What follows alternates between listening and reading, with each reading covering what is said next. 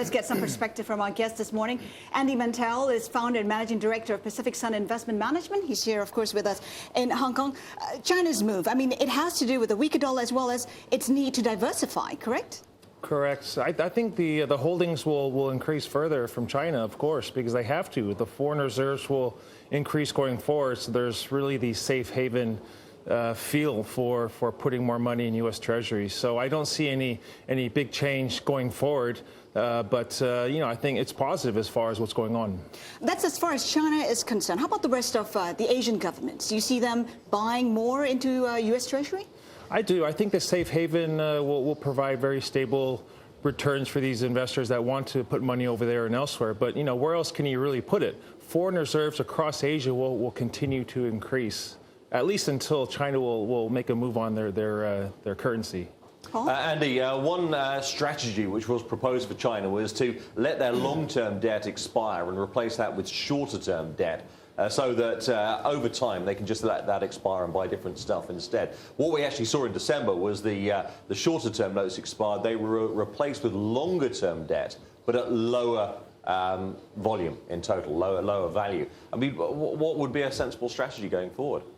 Well, I think nothing's really going to change. They're going to definitely put more money in U.S. Treasuries, try to do more in short term, but we'll see how that goes. Basically, they could buy gold as an alternative, of course, and there are signs that has been happening.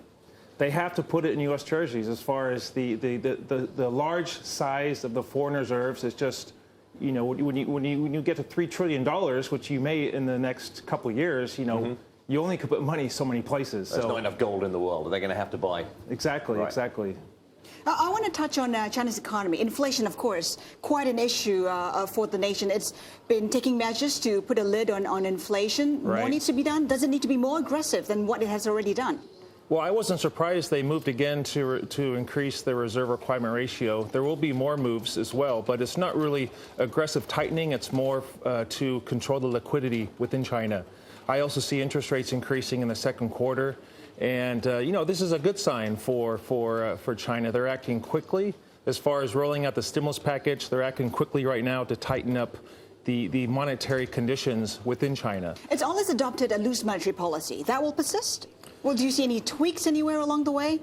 Well, I mean, 7.5 trillion renminbi in loans this year is still going to be very active. It's the second year of the stimulus.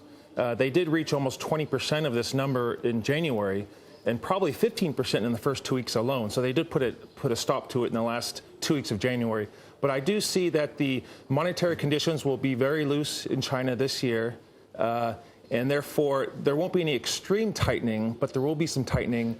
For ourselves, we're positioning ourselves a bit conservative right now. Our net right now is probably at the lowest it has been. We're doing quite well, actually, on both the long and short side. The property developers is an area that we had started to short perhaps 2 months ago. And if there is a bubble in China, it's probably in this area, major property developers in major cities in China. What kind of downside are you looking at for property stocks, for instance, going forward for the rest of the year? Well, they've gone down probably 20% already. I think on the short side, you're looking at short to midterm. China definitely is a mid to long-term story.